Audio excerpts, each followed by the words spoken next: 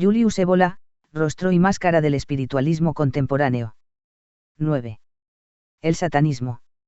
Descendiendo un escalón y manteniéndonos dentro de la materia objeto del presente libro, se puede examinar el satanismo que representa, por así decirlo, el punto extremo de las tendencias modernas hacia lo sobrenatural, acompañadas de posibles convergencias de evocaciones involuntarias de las que ya se ha hablado al fin del capítulo 6.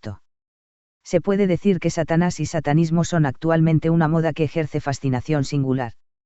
Lo siniestro ha suministrado suficiente materia para varios escritos, novelas, filmes e, incluso, folletos. Por otra parte, existen en la actualidad grupos que se proclaman abiertamente satánicos, pretendiendo practicar la magia negra, caso especial que empieza a brotar en los ambientes de los que van en busca de lo sensacional y de lo oculto, encontrando en tal caso un ingrediente más excitante para sus experiencias. Después de haber proporcionado suficientes puntos de referencia por lo que respecta a un dominio especializado, opuesto a la iniciación, veamos la manera de orientamos frente a este satanismo moderno de carácter difuso, periférico y con frecuencia efímero. Podemos comenzar con la definición de lo que se entiende por satánico. En nuestra área cultural, Satanás ha tenido el significado, en primera línea, de adversario, sin embargo lo expresa mejor por su etimología la palabra diabolus igual calumniador, acusador, y principio del mal, el maligno. Pero la genealogía, si así puede decirse, de Satanás, es compleja. El concepto de Satanás y del principio del mal encuentra sitio solamente en una religión que tenga como vértice a un dios molibdeno realizado, es decir, un dios definido únicamente por todo aquello que tiene comúnmente un valor para los hombres, como lo bueno, luminoso, creativo o providencial, de tal manera de aquel que no presente tales características, y al que, sin embargo, se debería referirse también considerando varios aspectos de la realidad y de la naturaleza, puede reunirse, concretarse y personalizarse en un antidios, exactamente en el diablo. Sin embargo, en una concepción metafísica del principio, este dualismo, que ha tenido su más conspicua expresión en la religión antigua del Irán, el mazdeísmo, con Arimán en oposición con Ahura Mazda, no representa la instancia extrema. El principio supremo vence al Dios moralizado, comprende también la otra meta, entre ambos extremos, manifestándose ya sea en lo luminoso como en lo tenebroso, en lo creativo o en lo destructivo, por lo cual el concepto del Satán occidental y cristiano da lugar a aquello que tiene un rostro diverso del Dios. Haciendo referencia a esta concepción o teología definiríamos a Satanás como una fuerza destructora, que perdería su carácter tenebroso volviendo a entrar a una dialéctica de lo divino. Como ejemplo se puede aducir la concepción hinduista de la Trimurti, es decir, del triple rostro de la divinidad, de donde derivó un culto tanto del Dios como creador y conservador del universo, Brahma y Vishnu, y de su aspecto destructor, Shiva. Por lo tanto, únicamente con reservas precisas se puede confirmar la caracterización de lo satánico y lo diabólico en términos de una fuerza destructora. Se requiere, además, añadirle la maldad. Al margen del mundo islámico e iranio solo ha existido una secta de adoradores del diablo, la secta de los Yezidi. Su visión es diferente y se resiente visiblemente de algunas corrientes teológicas del gnosticismo cristiano antiguo. La antítesis da lugar a una estratificación jerárquica. Dios es reconocido pero relegado a una absoluta intrascendencia. Quien gobierna este mundo es Satanás, Dios de orden inferior, que vive en el mundo y persigue fines mundanos, que quiere el éxito y la felicidad en el mundo, no la divinidad separada a la que debe volverse, sino por competencia, precisamente al diablo, princeps huius mundi, príncipe de este mundo, sin particulares connotaciones negativas. Los Yezidi tienen culto y ritos sobre los que se ha sabido muy poco, habiendo permanecido secretos, y a los que se les ha atribuido naturalmente un carácter tenebroso. Demostraremos ciertas concordancias de estas ideas de los Yezidi con algunas formas del satanismo caprichoso de nuestros días. La verdadera caracterización del satanismo se obtiene ahí donde se hace referencia no a la idea del mal, término genérico y de contenido variable en virtud de sus condiciones sociológicas e históricas, sino más bien a un placer por la perversión como tal, al impulso no tanto a destruir como a contaminar con la blasfemia y el ultraje sacrílego. De esta manera la llamada magia negra y la brujería no son necesariamente satánicas, pueden ser prácticas para obtener fines considerados moralmente malvados por una determinada sociedad, y la incidencia solo puede relacionar las fuerzas activadas a tal objeto. Ahora bien, Lo que nos interesa no es el plano operativo sino el de las evocaciones y de la experiencia vivida. Parece que existen todavía, especialmente en Escocia, witches, es decir, mujeres dedicadas a la magia y a los encantamientos, los cuales, por otro lado, no corresponden a la imagen repelente de las viejas brujas medievales, ya que pueden ser también jóvenes y bellas. En lo que se les atribuye, puede ser reconocida una autenticidad, suelen unir sus prácticas con tradiciones y consagraciones transmitidas a través de las generaciones. Las cosas son diferentes para las personas que, sin tener nociones, vuelven a practicar hoy, extemporáneamente, algunos ritos, sin ninguna transmisión regular, añadiéndole lo satánico solo como un agregado picante y morboso. Es así como en la parte septentrional del estado de Nueva York ha surgido un grupo llamado witch, palabra que quiere decir bruja, en sentido no necesariamente repelente como ya se ha indicado, cada una de cuyas letras corresponde a las iniciales de Women's International Terrorist Conspiration from Hell, es decir, Conspiración Internacional de las Mujeres del Indio Fierno. Se tiene conocimiento además de otros grupos dispersos aquí y ahí, los cuales celebran sacrificios de animales con fines mágicos utilizando especialmente la sangre de las víctimas. A pesar del carácter espureo y grotesco de todo esto, no se excluye que alguna vez se llegue a experiencias que permiten la interferencia de fuerzas infernales y diabólicas. Un caso concreto nos induce a pensar.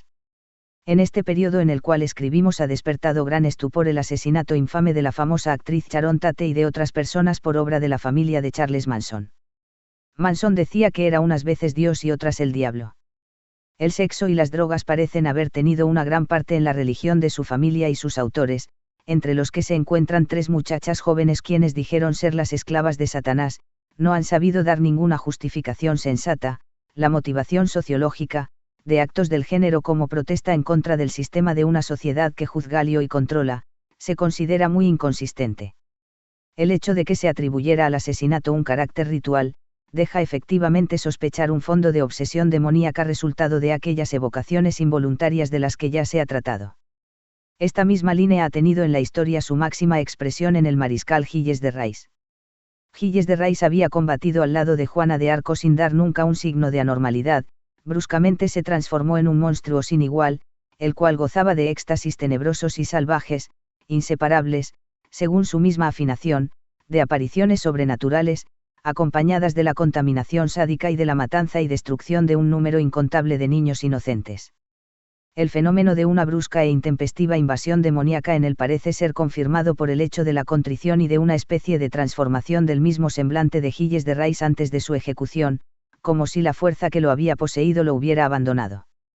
Sí, como se ha dicho, el carácter de la blasfemia, del sacrilegio y de la contaminación, y no el mal en general y la destrucción, es esencial para lo satánico. En esta misma línea se incluyen ciertamente las llamadas misas negras, consistentes en una parodia blasfema del ritual católico con cruces colocadas al revés, velas negras, oraciones invertidas, hostias profanadas, consagraciones al diablo y así por el estilo, y no consisten, en cambio, en una continuación errónea y grotesca de algunas ceremonias precristianas. También se habla mucho hoy en día de las misas negras con la intervención del sexo como principal ingrediente, sirviendo como una tradición el hecho de que en las misas negras actúa como oficiante, altar y hostia una joven completamente desnuda. Si está fuera de toda duda que en muchos casos todo este aparato diabólico y algunas veces también místico sirve solamente como pretexto para la sexualidad, hay sin embargo que considerar 2 puntos. El primero es la parte que pueden tener el sexo y el orgasmo en procesos evocatorios, incluso en los involuntarios, por ser el sexo la más grande fuerza mágica de la naturaleza de la que puede disponer el hombre, más allá de cualquier uso profano y libertino del mismo. El segundo punto se refiere a una coyuntura histórica particular. Al hablar de la génesis del concepto occidental de Satanás dijimos que este concepto ha compendiado todo lo que era rechazado por la concepción del Dios moralizado. En esta concepción del cristianismo estaba presente una fuerte sexofobia, el sexo era estigmatizado como algo pecaminoso, enemigo del espíritu y de todo lo que es sagrado, así como pasó automáticamente a la otra meta y fue asociado a lo diabólico, al enemigo, al grande tentador.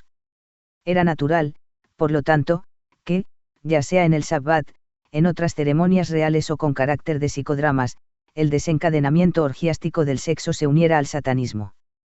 Pero en el clima actual de libertad sexual y de revolución sexual esta coyuntura, es ya, en gran parte, inexistente, y aquí aparece el peligro de que el satanismo valga con demasiada frecuencia como el picante y morboso para quien contemple esencialmente el sexo y busque un ingrediente para gozar de sensaciones más intensas. La desembocadura del satanismo contemporáneo queda indicada en el caso de la Iglesia de Satán fundada en California por Anton Standor LaVey en la última noche de abril de 1966, la cual es la famosa noche de Walpurgis, sagrada de acuerdo con las antiguas ceremonias del Sabbat.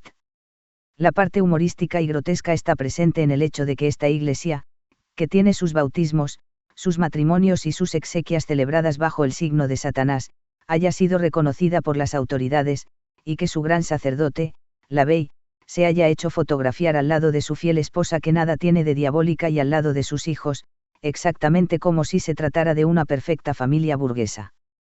Por lo demás, la prensa fue admitida en ritos en los cuales, aparte de varias jaculatorias y de un cierto ceremonial, el único punto verdaderamente escandaloso, y que llamaremos peregrino en la época de los strepteases convertidos en espectáculos casi de consumo común, es una mujer desnuda sobre el altar satánico, el punto central sobre el que se concentra la atención durante las Comunidad Europea Remonias, por otra parte, no en una posición inconveniente como refiere un cronista, ya que la mujer sería el receptáculo natural pasivo y representa a la Madre Tierra. Tal es una vaga reminiscencia de los antiguos misterios de la mujer, en los que había bien poco que fuera verdaderamente satánico. Por lo demás, en este satanismo se podría encontrar en parte la concepción de los Yezidi que hemos indicado, acerca del diablo como una fuerza poderosa adecuada a las cosas de este mundo, asociada, sin embargo, a una especie de paganismo muy banal. Satán es el opositor sin sede cósmica, como el enemigo de Dios o antidios, pero simplemente de carácter moral, es el Dios de una religión de la carne y de la vida, opuesta a todas las religiones que humillan y condenan los instintos naturales del hombre. El satanismo se reduce, por lo tanto, a afirmar y consagrar todo lo que las otras religiones consideran como pecado, su evangelio es sacar provecho de la vida lo más que se pueda aquí y ahora. No existe ni cielo ni infierno, cada uno es su propio redentor. En esto se añade una especie de darwinismo o nietzscheanismo de la peor especie, bienaventurados los fuertes porque vencerán en la lucha por la existencia, y malditos los débiles que tendrán como herencia el yugo. Se leí en el libro intitulado Satanic Bible, Biblia satánica, soy un satanista. Inclinaos, porque soy la encarnación más alta de la vida y esto es un ensayo de las invocaciones, en nombre de Satanás, el Señor de la tierra, el Rey del mundo, ordeno a las fuerzas de las tinieblas me concedan su poder infernal. Abrid de par en par las puertas del infierno y venid al abismo a saludarme como vuestro hermano, o vuestra hermana, y vuestro amigo. Hay peligro, sin embargo, de que todo esto quede reducido a palabras, una doctrina que se limita a exaltar los instintos naturales humanos y a alentar su satisfacción, una religión de la vida y de la carne, de la fuerza y de la inmanencia sin nada de propiamente perverso y blasfemo, aparte de la negación de la moral cristiana. Bastaría referirse de nuevo al peor Nietzsche y a su polémica anticristiana o también a las ideas de Donora Lawrence, sin estorbar a Satanás y sin necesidad de una escenografía satánica, bastaría simplemente con proclamar un ateísmo y un paganismo, en su acepción más profana, no sería satanismo, sino precisamente un neopaganismo, sin ningún fondo de trascendencia y de transfiguración, el nombre justo y honesto que conviene a este Evangelio de LaVey. La aclaración de que Satanás es una fuerza oscura y oculta que actúa en procesos para los cuales la ciencia y la religión no dan una explicación, no está de ninguna manera desarrollada. No se alude en absoluto a experiencias, ni tan siquiera a éxtasis sombríos, se mantiene en la misma línea popular de las narraciones con personajes que se refieren al diablo y con quien hacen pactos para obtener la satisfacción de sus propios deseos y para abatir a sus enemigos. Sobre ritos operativos considerados en la Iglesia de Satanás, en los que figuran también fórmulas de una hipotética lengua de Enoch, transmitidas por una mano desconocida, dotados de cierto poder efectivo evocador, están sujetos a una constante cautela. Sin embargo, no se excluye que a pesar de todo algo se mueva cuando se activan fuertes cargas emotivas y de sugestión. Para concluir, podemos decir que este esquema general puede proporcionarnos una orientación al respecto. Toda tradición cobalto responde a un proceso, mediante el cual se imprime una forma a algo que no la tiene. Esta materia subsiste dentro de la forma y por debajo de esta. Es posible activarla, liberarla, hacerla resurgir y reafirmarla destruyendo el orden de las formas tradicionales, Tal es la esencia de las evocaciones demoníacas, voluntarias o involuntarias. Hay, sin embargo, otra alternativa, la ofrecida por un uso ordenado desde arriba de aquel fondo y de su liberación, por el que lo que está debajo de la forma puede ser usado para conseguir lo que está por encima de ella, o sea, una verdadera trascendencia. Pero esta posibilidad regresa al ámbito iniciático, forma parte también del Vajra tántrico, de la llamada vía de la mano izquierda, cuya peligrosidad no obstante, es fácil comprender, a no ser que se posea una calificación excepcional, y no una orientación interior equivocada, o bien, como algunos sostienen, también un crisma protector. Para completar, incluiremos en esta reseña compendiada del satanismo, una alusión a Aleister Crowley, a título de tránsito al tema que trataremos en el próximo capítulo. Crowley ha sido un individuo cuya personalidad supera sin lugar a dudas a todos los nombres que hasta ahora hemos considerado. Si lo asociamos a la línea del satanismo es porque él mismo nos invita a hacerlo. Efectivamente, él se había dado el título de la Gran Bestia 666, que es el anticristo del Apocalipsis, mientras a las mujeres que elegía y usaba sucesivamente, les daba el nombre de Mujer Escarlata, siempre según el Apocalipsis de San Juan, es la grande prostituta asociada a la bestia. La calificación el hombre más perverso de Inglaterra, que le fue dada por un juez en Londres con relación a una peripecia judicial, le debió causar mucho placer, tal era su gusto de escandalizar, recurriendo para conseguir este fin a cualquier medio. Una de las invocaciones empleadas en las ceremonias presididas por Crowley es la siguiente. Tú, sol espiritual. Satanás. Tu ojo, tu voluptuosidad. Grita en voz alta. Grita más fuerte. Haz girar la rueda, oh Padre mío, oh Satanás, oh Sol. Tales invocaciones parecerían confirmar indudablemente el satanismo, aun cuando no fueran una mezcolanza, como la del Sol espiritual. Hay que considerar, sin embargo, que Crowley no puso a Satanás en el lugar de Dios, dada la alta estima en que tenía a tradiciones, como la Cábala, las cuales veneran a una divinidad a pesar de que era concebida metafísicamente y no con sentido religioso. En fin, como en otros casos ya considerados, el ostensible satanismo de Crowley se define en los términos de una antítesis del cristianismo como doctrina que condena todos los sentidos y la afirmación integral del hombre, pero en este caso, no con un fondo naturalista, sino más bien de iniciación y mágico. Si fueron invocadas fuerzas peligrosas, parece que en el caso específico de Crowley las condiciones ya señaladas para afrontar experiencias del género estuvieron presentes, en primer lugar, porque Crowley tenía una personalidad excepcional y estaba predispuesto de forma natural a contactos con lo suprasensible, además de poseer un particular magnetismo, en segundo lugar, por su unión con organizaciones bastante serias de carácter iniciático.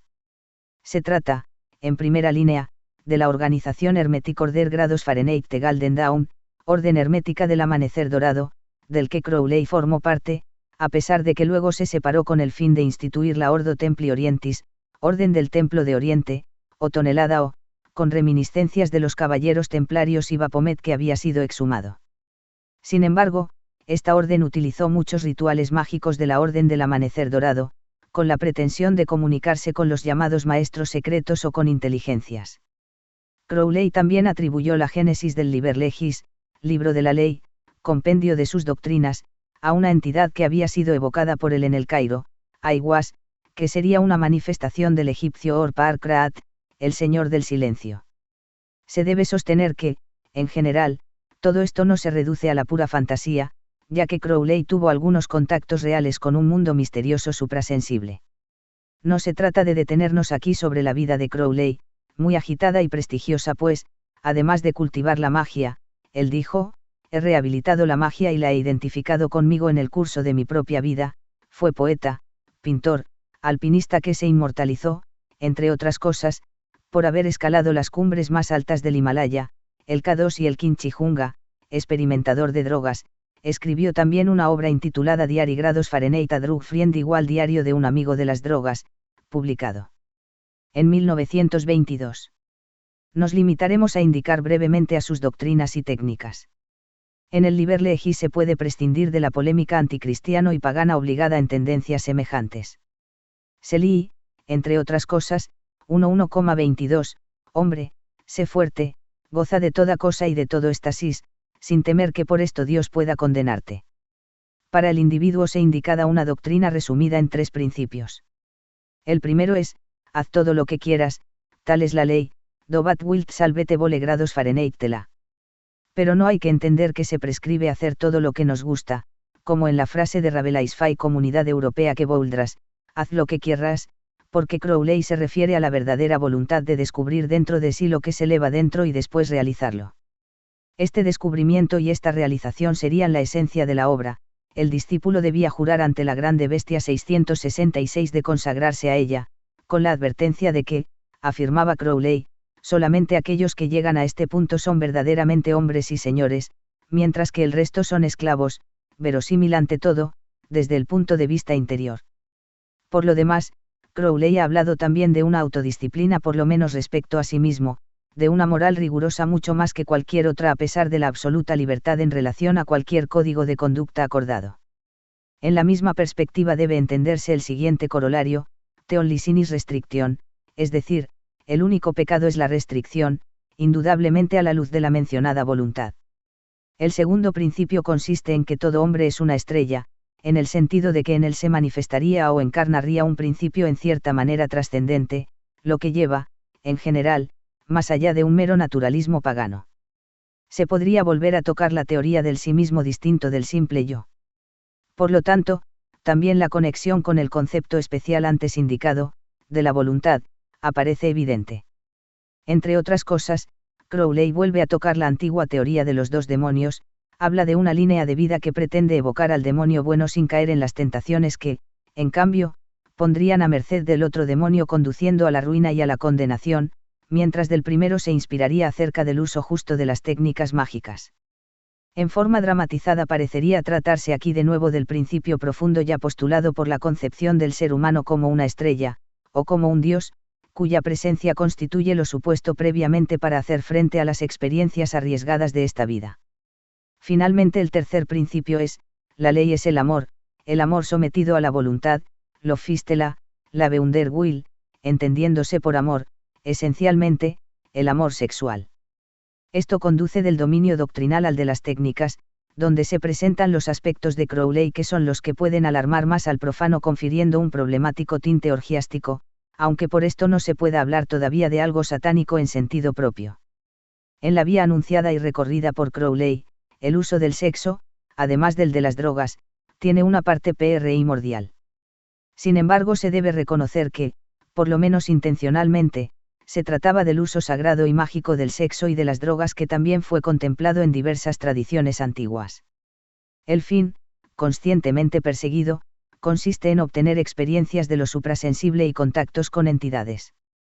Hasta este momento las cosas se presentan de modo muy diverso de cuanto sucede al margen del mundo contemporáneo a través de la simple salida de evasiones, de sensaciones y de paraísos artificiales. Existen drogas, dice Crowley, que abren los umbrales del mundo escondido detrás del velo de la materia. Esta aseveración, a pesar de ser imperfecta porque en sentido estricto no se debería hablar de cualquier tipo de drogas, sino más bien de su uso especialísimo ligado a condiciones precisas y no fácilmente realizables. Otro tanto vale para el sexo como técnica, por encima de la religión orgiástica, anunciada por el Liber Legis, con una referencia que llega hasta el gran dios Pan. Para Crowley, el acto sexual revestía el significado de un sacramento, de una operación sagrada y mágica.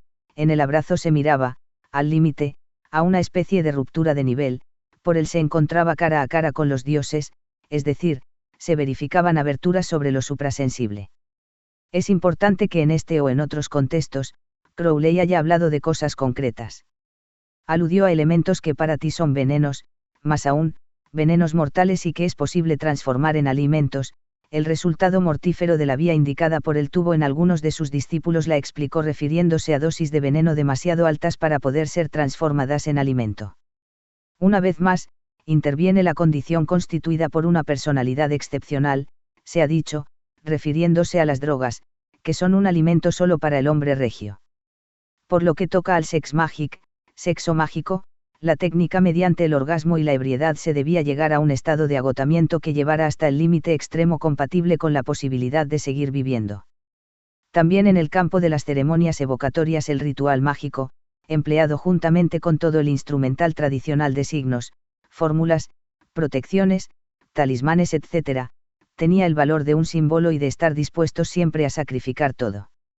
En el ritual secreto de la Ordo Templi Orientis de Crowley, llamado de arte mágica, en el capítulo 15 se habla de una muerte en el orgasmo llamada mors justi, la muerte del justo.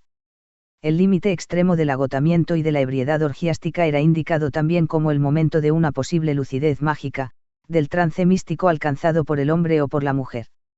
Así en el libro intitulado Magic Report Grados Fahrenheit The Best 666, Reporte Mágico de la Bestia 666, se habla de muchachas jóvenes ardientes y desenfrenadas que en un momento dado, sin que nada lo hubiera preanunciado, pasaban a un estado de calma profunda difícilmente distinguible del trance profético, por el que comenzaban a describir todo lo que veían. Como es natural, no se puede establecer lo que podía resultar de estas experiencias, ni con qué planos de lo invisible se podía tener contacto. Lo cierto es que según Crowley el injerto de instancias precisas mágicas iniciáticas es exacto, como son evidentes las referencias a los ritos y a las orientaciones de antiguas tradiciones, del plano de experiencias caóticas, dispersas y aventuradas con el sexo desenfrenado y con las drogas, propio de los ambientes de jóvenes marginados del mundo contemporáneo, se pasa a algo mucho más serio pero, precisamente por esto, mucho más peligroso. Crowley tuvo discípulos, los cuales fueron sometidos a pruebas y disciplinas de todo género. Fundó también en 1920 una abadía mágica en Sicilia, en Cefalú, antes del advenimiento del fascismo. Sin embargo, fue inmediatamente expulsado de Italia por todo lo que se decía acerca de lo que se hacía en esa abadía. Pero los destinos de sus alumnos difieren en cada caso. Todos los que eran muy fuertes para sostenerse, para no desbandarse, decían que habían salido renovados e integrados por estas experiencias hechas con la grande bestia 666, sin embargo, se habla igualmente de otras personas, en especial de mujeres, que se separaron y que terminaron en manicomios, e incluso se dieron algunos casos de suicidio. En tal caso Crowley decía que no se había estado en grado de obrar la transmutación mágica de las fuerzas evocadas, con lo cual se había dado vía libre a las dosis de veneno, sido demasiado altas para poder ser transformadas en alimento. Por esto, aquellas personas habían sido abatidas. En cuanto al mismo Crowley, él supo sostenerse hasta el fin, terminando su vida a los 72 años de edad en 1947, con todas sus facultades lúcidas y normales. Aparte de sus discípulos, diferentes personalidades, de cierto rango, como por ejemplo el conocido general de los cuerpos acorazados Filler, tuvieron contactos con él, y dado el ambiente general de nuestros días, es natural que su figura continúe ejerciendo un fuerte atractivo y que sus ideas sean citadas frecuentemente. A pesar de que los horizontes de Crowley parecerán a muchos preocupantes y oscuros, objetivamente, el elemento propiamente satánico, a pesar de todo lo que la grande bestia 666 mostraba casi teatralmente, apenas aparece o lo hace de forma muy secundaria. El colorido satánico no tiene tanto relieve como el que presenta un carácter mágico y, en parte, iniciático. Por esto, como ya dijimos, las presentes notas sobre Crowley pueden servirnos como un nexo para pasar a la consideración de corrientes modernas en las cuales aquel elemento ocupa unívocamente el primer plano, sin las mezclas antes señaladas.